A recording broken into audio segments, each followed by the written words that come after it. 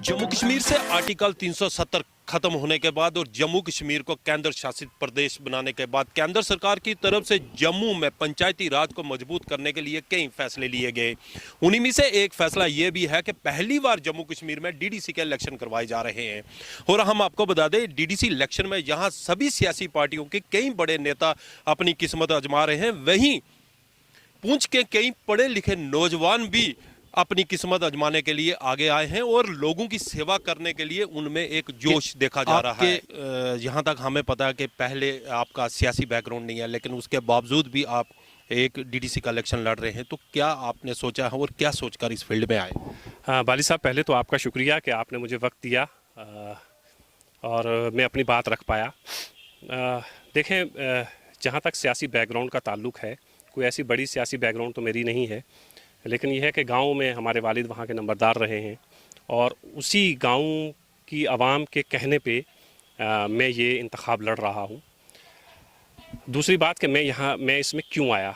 देखें बाली साहब, मेरे पास बहुत मौके थे और मैं दिल्ली में बहुत अच्छी ऑर्गेनाइजेशन में इससे पहले काम कर चुका हूँ। आपके पुंछ डिग्री कॉलेज में मैं 2 साल पढ़ा चुका हूँ। कठुआ में मैंने पीजी कॉलेज में पढ़ाया है। तो मेरे पास बहुत सारे मौके थे कि मैं बहुत कुछ कर सकता था। लेकिन अब मैं दिल्ली को खैराबाद कह के पुंछ में रहना चाहता हूँ और वो चीज़ें जो पिछले 20 साल में, मैं 2001 में यहाँ से गया था, और पिछले 20 साल में मैंने हिंदुस्तान में देखी हैं, ख़ास तौर से दिल्ली में देखी हैं। मैं ये चाहता हूँ कि जो हमारे छोटे भाई बहन हैं या हमारे जो लोग हैं, उन तक वो चीज़ें पहुँचें, इन्फॉर्मेशन उन तक पहुँचे। हम जिस ज़माने में अलीगढ़ में गए थे तो हमें कुछ पता नहीं था कि फॉर्म कैसे भरना है, वहाँ जाना है और रहना कैसे है, कोचिंग कहाँ पे करनी है, किस तरह एडमिशन का पूरा प्रोसेस होता है। और इस तरह यही हाल हमारा दिल्ली का था। जो हमारे बच्चे, हमारे दोस्त, हमारे छोटे भाई बहन, बड़े भाई बहन जब दिल्ली गए तो उनके लिए भी ये बड़ी परेशानी की बात थी। तो अब चूँकि मैं तकरीबन सारे हिंदुस्तान में घूम चुका हूँ, बड़ी यूनिवर्सिटीज़ में जो टीचर वहाँ पढ़ा रहे हैं, कुछ हमारे दोस्त हैं, कुछ हमारे उस्ताद हैं, कुछ हमारे जूनियर्स हैं, मैं ये चाहूँगा कि यहाँ के बच्चे जो है तालीम के सिलसिले में, ख़ास तौर से तालीम के सिलसिले में बाहर जाएं, उन्हें कोई परेशानी ना हो, हर तरह की इन्फॉर्मेशन उनके पास हो। एडमिशन से लेके हॉस्टल तक उनकी मदद की जाए कि क्या प्रोसेस है। अगर किसी के पास पैसा नहीं है तो फ़ेलोशिप कहाँ कहाँ से मिल सकती है, वो फ़ेलोशिप उनके लिए अरेंज की जाए ताकि वो आला से आला तालीम हासिल कर सकें। डॉक्टर साहब, ये बताएं कि आपका जैसे बफलियाज का इलाका है, बहुत पिछड़ा हुआ इलाके हैं, कई ऐसे गांव हैं जहां आज तक आपकी सड़कें तक नहीं गई, और उसके लिए आपने क्या सोचा है, क्या सोचकर आगे? भाई साहब, ये मतलब इतना अहम सवाल है कि ये आपको हर लीडर से करना चाहिए कि वो लीडर जिनके पास ताकत रही है, पावर रही है और जो बहुत कुछ कर सकते थे। आप ये देखें कि आपने कहा खित्ता पीर पंजाल जो है हमारा बहुत पिछड़ा हुआ इलाका है। आपने हज़ारों डॉक्यूमेंट्रीज़ बनाई हैं जो हमने देखी हैं। आप कम से कम ये जो पुंछ का हमारा खित्ता है, इसके चप्पे चप्पे से वाकिफ़ हैं। आपको ये पता है कि अगर एक्सप्लोर किया जाए हमारे उस खित्ते को, और वहाँ कितनी खूबसूरत चीज़ें हैं जो मुझे लगता है कि कश्मीर में भी आपको नहीं मिलेंगी। किस तरह की सराय हैं। अब क्या है कि बात है एक्सप्लोर करने की। मैं यही, अब जैसे फिल्म इंडस्ट्री में मेरे बहुत सारे अच्छे दोस्त हैं, कोई डायरेक्टर हैं, कुछ लिरिसिस्ट राइटर्स हैं। मैं कोशिश ये करूँगा कि कुछ लोगों को यहाँ आने की दावत दूँ, उनको यहाँ लेके आऊँ, तो उनको ये बताऊँ कि कश्मीर सिर्फ पहलगाम और गुलमर्ग नहीं है, कश्मीर ये भी है। इसको भी आप देखिए, आप हमारा साबजियाँ देखिए, आप लोरन देखिए, आप हमारा बफलियाज ब्लॉक देखिए। बफलियाज से आगे तो ऐसी खूबसूरती है जो आपको कश्मीर में भी नहीं मिलेगी। लेकिन क्या है कि हमारे जितने लीडर रहे हैं इससे पहले, वो चाहे किसी पार्टी से रहे हों, इंडिपेंडेंट रहे हों, उन्होंने इस पर फोकस ही नहीं किया है। 2 वजह हैं फोकस करने की। एक तो हम अपने आवाम के तय ईमानदार नहीं हैं, दूसरा ये है कि हम इस कदर जाहिल लीडरान को चुनते हैं जिन्हें कुछ पता ही नहीं होता है कि ये सब चीज़ें भी बहुत अहम हैं। आप देखें कि अगर एक भी फिल्म ऐसी फिल्माई जाती है जो यहाँ पे शूट हो, तो आप खुद इसी दुनिया से हैं, तो आप खुद देखें कि उसके बाद जो है वो रोज़गार के कितने मौके हमारे सामने आएंगे। मुगल साहब, जैसा कि अमूमन लोगों की एक ही ज़्यादातर मांग रहती है, बिजली, पानी, सड़क, इसके ऊपर आपका क्या प्लान? देखिए, बिजली, पानी, सड़क, मकान, ये बहुत सरकार मकान भी बना के देती है। अब हमारे कितने लोगों को पता है कि सरकार जो है वो आपको मकान के लिए भी पैसा देती है। लेकिन अब इसको करे कौन? आवाम को पता नहीं है, लीडरों को आधा पता है, आधा पता नहीं है। जिनको पता है वो बात वहाँ पहुँचा ही नहीं रहे हैं। वो जो हमारी आवाम है ना, बेसिकली क्या है कि हमारा लीडर जो है वो हमारी आवाम को अवेयर ही नहीं करना चाहता। वो चाहता है कि ये अनपढ़ रहे, ये जाहिल रहे, अंधभक्त पैदा हों। ये अंधभक्त की पूरा हिंदुस्तान आप देख लें, जहाँ जहाँ अंधभक्ति है वहाँ वहाँ काम डिस्कस नहीं होता है, वहाँ दूसरी चीज़ें डिस्कस होती हैं। वो ख़ानदान जिस ख़ानदान ने सुरनकोट में पिछले 30-40 साल हुकूमत की है, वो ख़ानदान जब वोट मांगने आता है तो लोगों से कहता है कि हमें कुर्सी की लालच नहीं है। भाई आपने 40 साल कुर्सी पे बैठे हैं, आप कहते हैं कुर्सी की लालच नहीं है।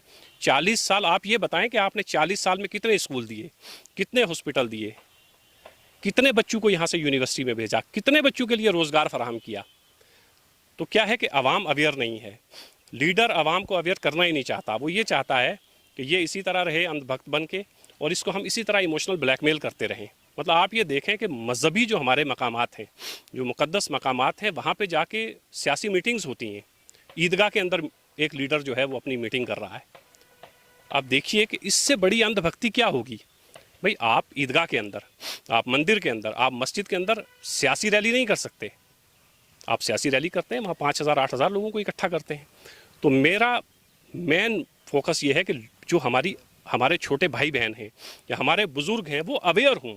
आप यकीन जानिए कि अगर हम इससे अवेयर हो जाएं कि गवर्नमेंट ने जो स्कीम्स हमें दी हैं, हम सिर्फ इससे ही अवेयर हो जाएं ना सर, तो हमारे बहुत सारे मुश्किलात जो हैं वो इसी से दूर हो जाएंगी।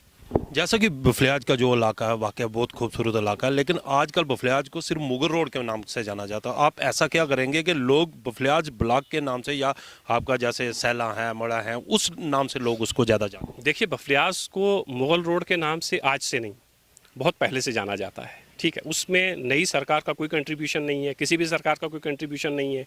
भाई आपको कश्मीर कनेक्ट करना ही था, आपने वो सड़क निकाल दी, चलिए आपका हमारे ऊपर एहसान है।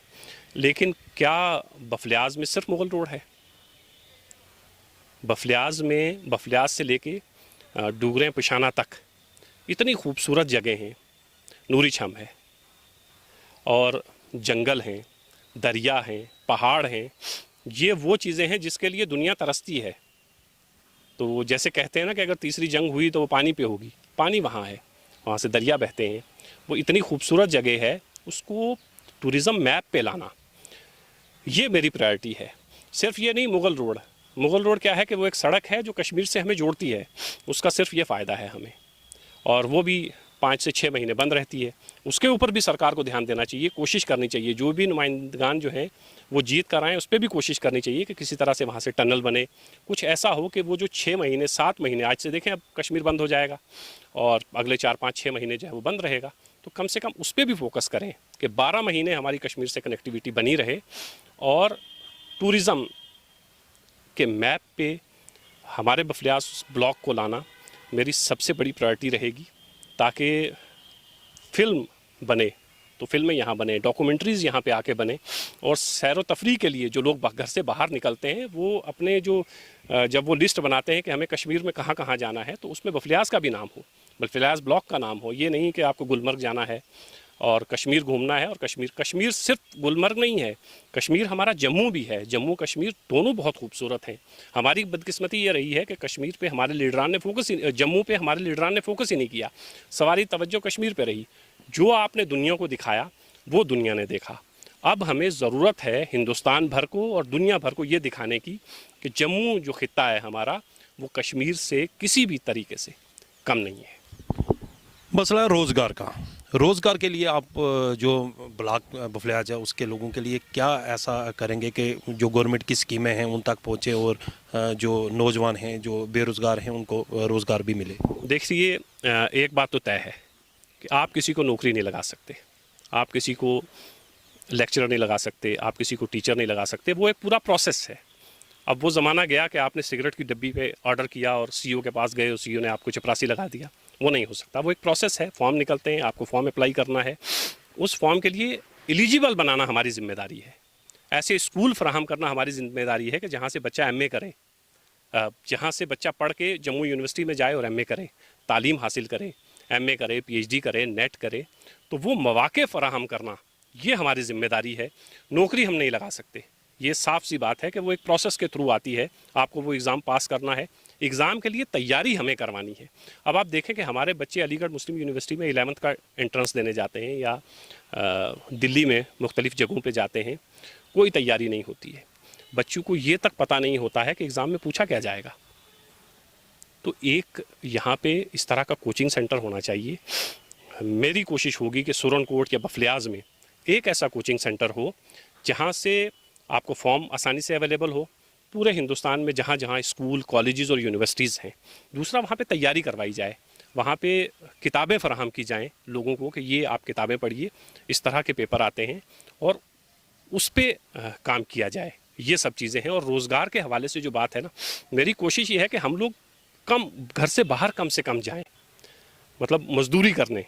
ख़ास तौर से हम यहाँ से जम्मू जाएं तो पढ़ने जाएं, हम यहाँ से दिल्ली जाएं तो तालीम हासिल करने जाएं, ना कि अपनी फैमिली को यहाँ छोड़ के, अपनी बीवी को, अपने बच्चों को यहाँ छोड़ के। आप यकीन करेंगे कि 2-2, 3-3 साल मेरे खुद रिश्तेदार, मेरे सगे रिश्तेदार, मेरे चाचा के लड़के, मेरे मामू के लड़के, मेरे खुद सगे रिश्तेदार 2-2, 3-3 साल घर नहीं आते हैं। सिर्फ एक वजह है घर नहीं आने की, वो एक बंदा बॉम्बे में जाके कमा रहा है, दिल्ली में जाके मजदूरी कर रहा है, वो यहाँ पे पैसे भेज रहा है और उसके बच्चे पढ़ रहे हैं या उसके बच्चे खाना खा रहे हैं, कपड़े पहन रहे हैं। तो अगर हमारा टूरिज़्म डेवलप होता है तो उससे बहुत सारे फ़ायदे हमें मिलेंगे। आप वहाँ पे दुकानें खोल सकते हैं, आप जो आपकी दुनिया है, जिस दुनिया में आप हैं, डॉक्यूमेंट्रीज़ बना सकते हैं। आपको पता है आजकल यूट्यूब का ज़माना है और वहाँ से आप पैसे कमा सकते हैं।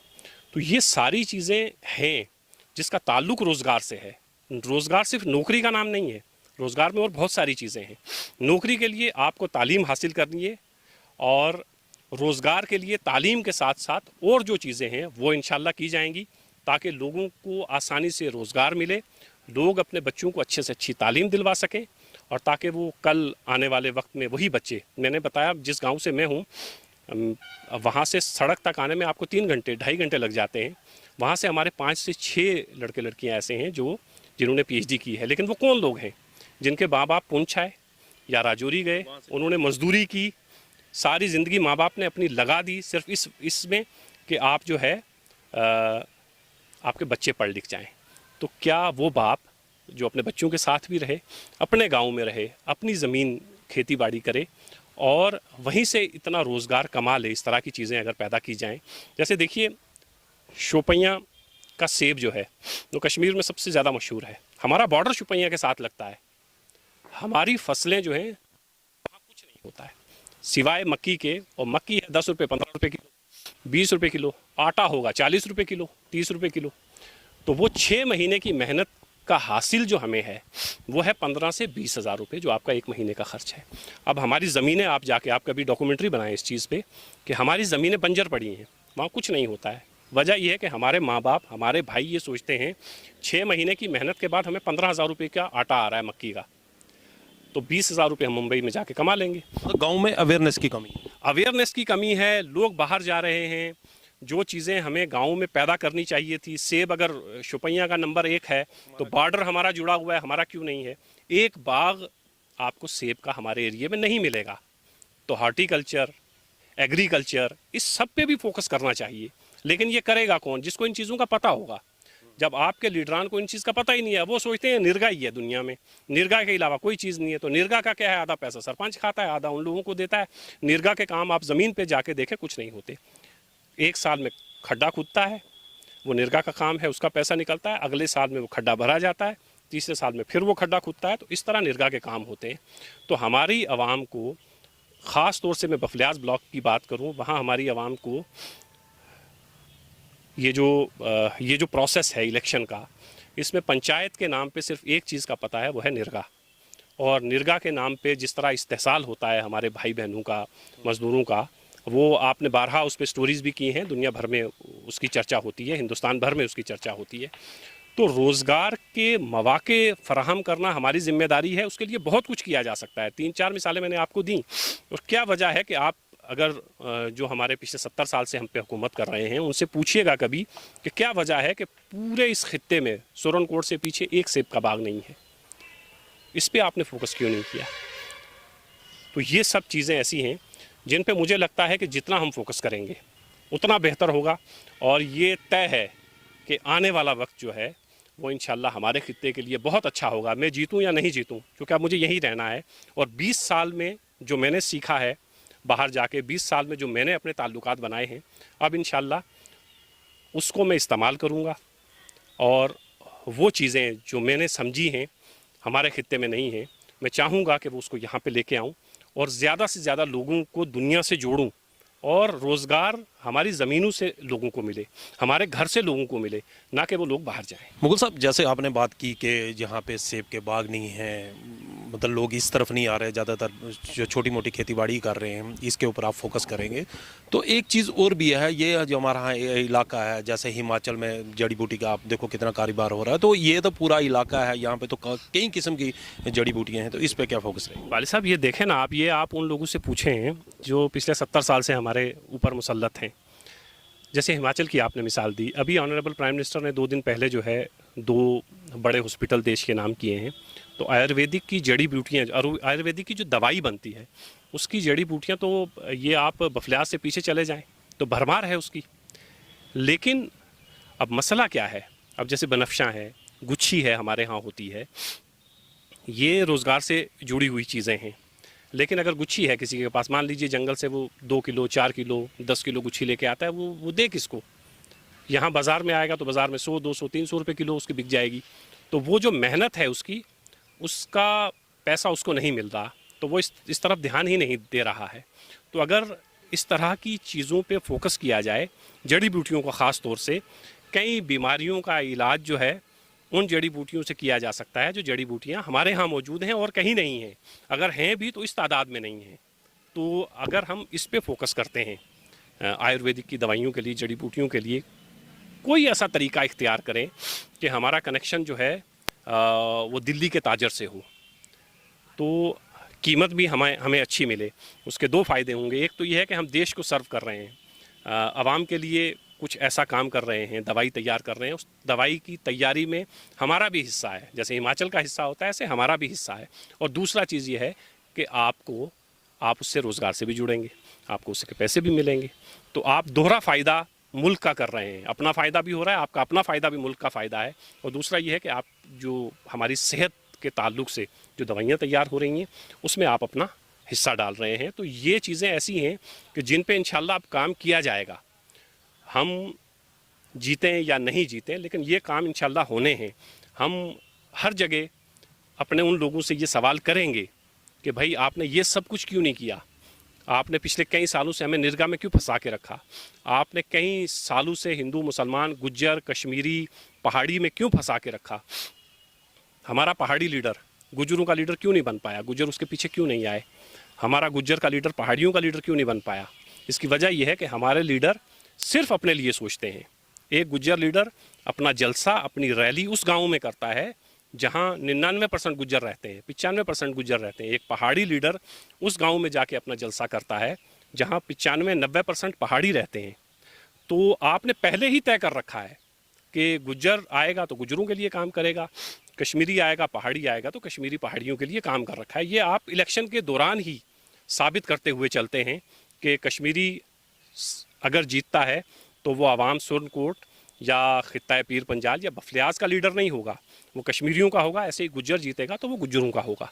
तो ये आप अभी इलेक्शन जो कैंपेन चल रही है उसमें भी देख सकते हैं, हमारे बड़े बड़े लीडर अपने जलसे जो है वो अपनी बरादरी में जाके कर रहे हैं। तो जीतेंगे तो जाहिर है आप अपनी बरादरी का काम करेंगे, आपको आवाम से तो कोई मतलब ही नहीं है ना। आखिर में लोगों से क्या अपील है? देखिए, लोगों से मेरी गुजारिश है कि पुंछ ज़िला में बहुत अच्छे लोग उम्मीदवार हैं, बहुत पढ़े लिखे लोग उम्मीदवार हैं। आपने इससे पहले जिन लोगों को आजमाया है, अगर उन्होंने, चाहे वो मेरा हल्का हो चाहे बफलियाज ब्लॉक हो, अगर आपको लगता है कि इससे पहले आपने जिन जिन नुमाइंदों का इंतखाब किया है उन्होंने आपका काम किया है, आप उनको वोट दें। जी, वोट हमेशा काम पे दें, भक्त नहीं बने, अंधभक्त नहीं बने, काम पे वोट दें। और अगर आपको लगता है कि काम नहीं किया है तो आप नए लोगों को चांस दें। बहुत पढ़े लिखे लड़के इस वक्त सुरनकोट से इलेक्शन लड़ रहे हैं, बहुत अच्छे लड़के इस वक्त सुरनकोट से इलेक्शन लड़ रहे हैं, क्योंकि जब आप किसी का इंतखाब करते हैं तो वो फिर सुरनकोट नहीं रहता है, वो पूरा जम्मू कश्मीर और पूरा हिंदुस्तान बनता है। और बहुत अच्छे लड़के लड़कियां इस वक्त, बहुत पढ़े लिखे लोग इस वक्त इंतखाब में हैं, उनको कामयाब करें। जब आपने पिछले 70 साल में देख लिया है कि कुछ नहीं हुआ है, तो 4-5 साल इनको भी दे के देख लें, क्योंकि अल्टीमेटली तो हमें आप ही के दरबार में पहुंचना है। तो मेरी ये गुजारिश होगी कि बहुत सोच समझ के वोट करें। किसी भी तरह की तकसीम, मज़हब की, ज़ात बरादरी की तकसीम से बालातर होकर काम करें। हमारे पुंछ में ऐसी बहुत सी मिसालें हैं, बहुत से ऐसे हिंदू या सिख या मुसलमान लीडर रहे हैं जो सबकी नुमाइंदगी करते थे, लेकिन अब हालात इतनी तेज़ी से बदल रहे हैं और चीज़ें बहुत ख़राब हो रही हैं। हमें चीज़ें मज़ीद ख़राब नहीं करनी है, हमें चीज़ें अच्छी करनी हैं। हिंदू हो, सिख हो, ईसाई हो, मुसलमान हो, मुसलमानों में भी या हिंदू में बरादरीवाद हो, जो काम कर रहा है सबका उसका साथ दें और फिर देखेंगे कि हमारा नक्शा भी इंशाल्लाह बदलेगा। ये थे डॉक्टर जमुहूरत मुगल जी। आपने इनके ख्यालात सुने और इनकी नई सोच, जैसा कि हमारे प्रधानमंत्री जी कह रहे हैं कि नया भारत, इसी तरह इनकी भी ये एक नई सोच है, नया पुंछ, और किस तरह जो इनका इलाका है उसका विकास किया जाएगा, ये इनकी सोच है।